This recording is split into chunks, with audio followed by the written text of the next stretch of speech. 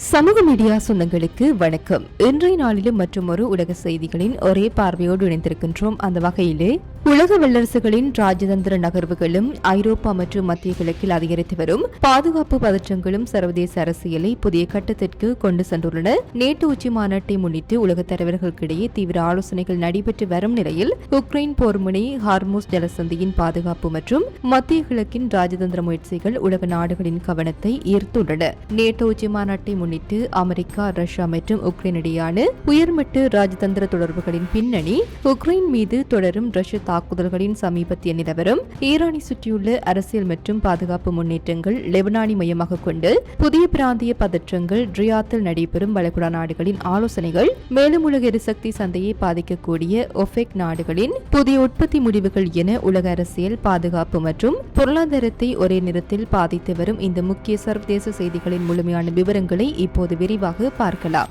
துருக்கி தலைநகர் அங்காராவில் நாளை தொடங்கவுள்ள வரலாற்று சிறப்புமிக்க 36வது நேட்டோ உச்சி மாநாட்டிற்கு முன்னதாக உக்ரைன் போரை முடிவுக்கு கொண்டு வருவதற்கான உலகளாவிய ராஜதந்திர நகர்வுகள் உச்சக்கட்டத்தை எட்டியுள்ளன. அமெரிக்க அதிபர் டொனால்டு டிரம்ப், ரஷ்ய அதிபர் விளாடிமிர் புடின் மற்றும் உக்ரைன் அதிபர் வோலோடிமிர் ஜெலன்ஸ்கி ஆகிய இருவருடனும் தனித்தனியாக தொலைபேசியில் மிக நீண்ட அவசர ராஜதந்திர உரையாடல்களை நடத்தியுள்ளார். இந்த பரபரப்பான சூழலுக்கு மத்தியில் திங்கட்கிழமை அதிகாலையில் உக்ரைன் தலைநகர் கீவ் மீது ரஷ்யா புதிய அசுர ஏவுகணை மற்றும் ஆளில்லா ஜெட் ட்ரோன் தாக்குதல்களை நடத்தி நேட்டோ தலைவர்களுக்கிடையே பதற்றத்தை மேலும் அதிகரித்துள்ளது. அங்காரா உச்சி மாநாட்டின் விவாதங்களை உக்ரைன் போர் முனையாக ஆக்கிரமிக்க உள்ள இத்தருணத்தில் இரு நாட்டு தலைவர்களுடனும் ட்ரம்ப் நடத்திய பேச்சுவார்த்தையின் கள நிலவரப்படி அமெரிக்காவின் சுதந்திர தின வார இறுதி நாளில் அதிபர் ட்ரம்ப் ரஷ்ய அதிபர் புதினுடன் சுமார் 90 நிமிடங்கள் தொலைபேசியில் உரையாடினார். இதில் உக்ரைன் போரை விரைவாக முடிவுக்கு கொண்டுவர அமெரிக்கா உதவ தயாராக இருப்பதாக ட்ரம்ப் உறுதியளித்ததாக கிளெம்ளின் உதவியாளர் ஜூரி உஷாகோவ் தெரிவித்துள்ளார். எனினும் கிழக்கு உக்ரைனின் கொஸ்தியந்தினிவ்கா நகரை ரஷ்ய படைகள் கைப்பற்றியுள்ளதாக புடின் உரிமை கோரியுள்ளார். ட்ரம்புடன் நடத்திய பேச்சுவார்த்தை மிகவும் ஆக்கப்பூர்வமாக இருந்ததாக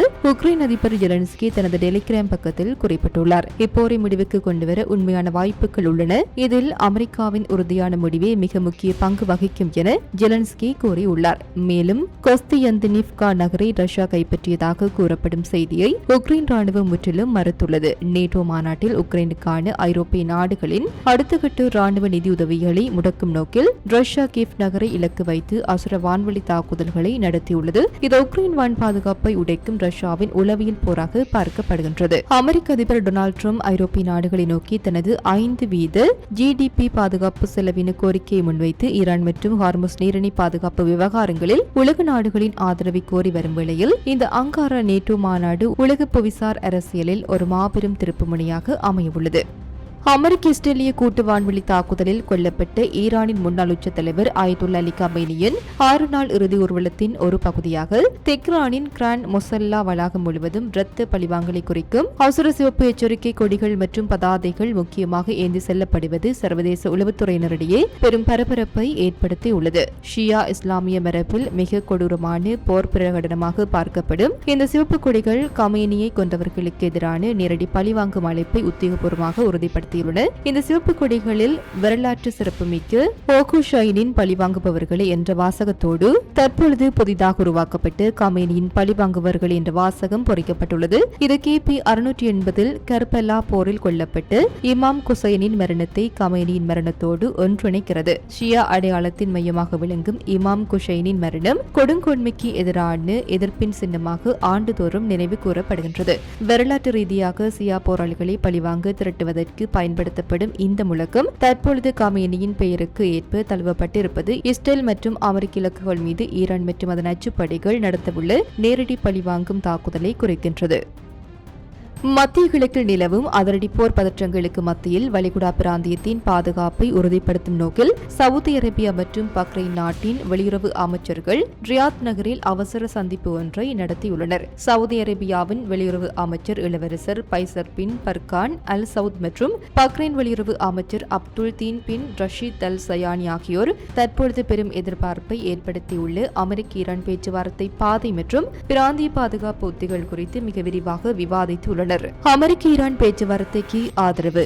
தெஹ்ரானில் முன்னாள் உச்ச தலைவர் அலி கமேனியின் 6 நாள் இறுதி ஊர்வலம் மற்றும் வான்வழி மூடல் காரணமாக அமெரிக்க ஈரான் இடையேயான தோகோ அமைதி பேச்சுவார்த்தை ஜூலை 9 வரை ஒத்திவைக்கப்பட்டுள்ள சூழலில் இப்பேச்சுவார்த்தை பாதையை வளைகுடா நாடுகள் உன்னிப்பாக கவனித்து வருகின்றன. பிராந்தியத்தின் ஸ்திரத்தன்மைக்கு இந்த பேச்சுவார்த்தை மிக அவசியம் என்பதை இரு அமைச்சர்களும் ஒப்புக்கொண்டுள்ளனர். ஹார்முஸ் ஜலசந்தி பாதுகாப்பு.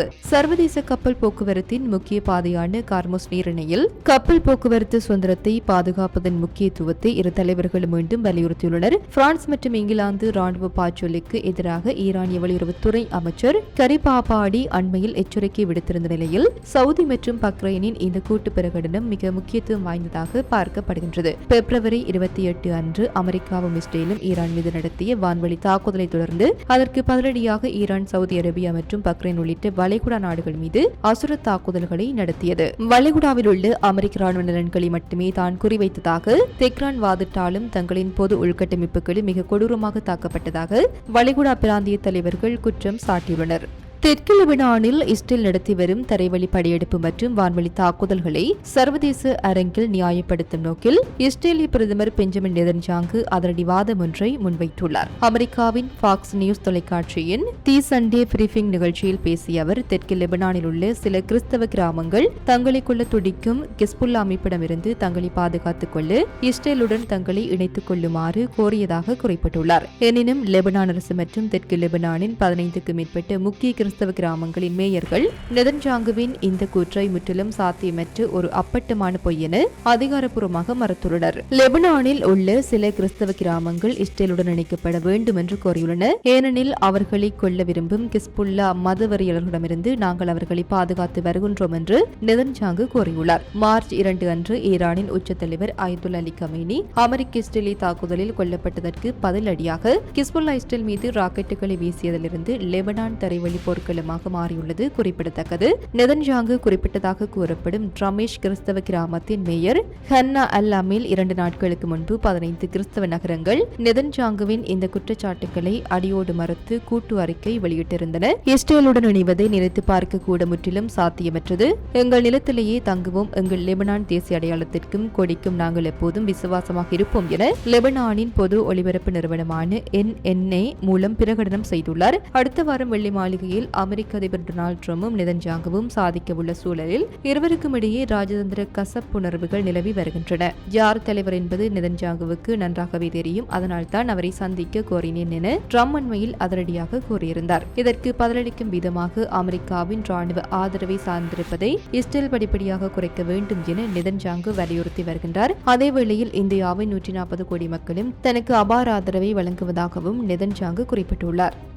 ஈரான் மீதான அமெரிக்க இஸ்ரேல் போரின் கடுமையான புவிசார் அரசியல் விளைவுகளுக்கு மத்தியில் உலகளாவிய எரிசக்தி சந்தைகள் தற்காலிக மீட்சி பாதையை காட்டி வரும் வேளையில் ஒபெக் உறுப்பு நாடுகள் தங்களின் மாதாந்திர எண்ணெய் உற்பத்தியை அதிரடியாக அதிகரிக்க திட்டமிட்டுள்ளதாக அதிகாரப்பூர்வமாக அறிவித்துள்ளன. ஞாயிற்றுக்கிழமை நடைபெற்ற ஒபெக் அதிகாரிகளின் அவசர மெய்நிகர் கூட்டத்திற்கு பிறகு இந்த முக்கிய உத்தியோகபூர்வ அறிக்கை வெளியாகியுள்ளது. உலகளாவிய சந்தை நிலவரங்கள் மற்றும் எதிர்கால கண்ணோட்டத்தை விரிவாக மறு ஆய்வு செய்த பின்னர் ஒபெக் வெளியிட்டுள்ள முக்கிய தரவுகளின்படி Saudi Arabia, Russia, Iraq, Kuwait, Kazakhstan, Algeria மற்றும் ஓமன் ஆகிய 7 முக்கிய ஒபெக் உறுப்பு நாடுகள் இணைந்து இந்த உற்பத்தி கொள்கை மாற்றத்தை அறிவித்துள்ளன. இதன்படி வரும் ஆகஸ்ட் மாதம் முதல் சர்வதேச சந்தைக்கு தினசரி உற்பத்தியில் கூடுதலாக 1,88,000 பீப்பாய்கள் கச்சா எண்ணெய் விநியோகிக்கப்பட உள்ளது. இது 2023 ஆண்டில் சந்தை ஸ்திரத்தன்மைக்காக அறிவிக்கப்பட்டு வரலாற்று சிறப்புமிக்க உற்பத்தி குறைப்புகளை படிப்படியாக தளர்த்தும் நடவடிக்கையின் தொடர்ச்சியாகும். கடந்த 7 மாதங்களில் இந்த 7 ஒபெக் உறுப்பு நாடுகளால் அறிவிக்கப்படும் 5வது உற்பத்தி உயர் இது என்பது குறிப்பிடத்தக்கது. இத்துடன் குறித்த காணொளி நிறைவு பெறுகின்றது. இது தொடர்பிலான உங்களுடைய கருத்துக்களை கமெண்ட் வாயிலாக தெரிவிக்கலாம். இது போன்ற பல செய்திகளை தெரிந்து கொள்ள நம்முடைய சமூக மீடியா யூடியூப் சேனலை சப்ஸ்கிரைப் செய்து அருகில் உள்ள பெல் பட்டனை கிளிக் செய்யுங்கள். மேலும் செய்திகளை உடனுக்குடன் தெரிந்து கொள்ள சமூகமீடியா.com என்ற இணையதளத்தின் வாயிலாக எங்களுடன் இணைந்திருங்கள்.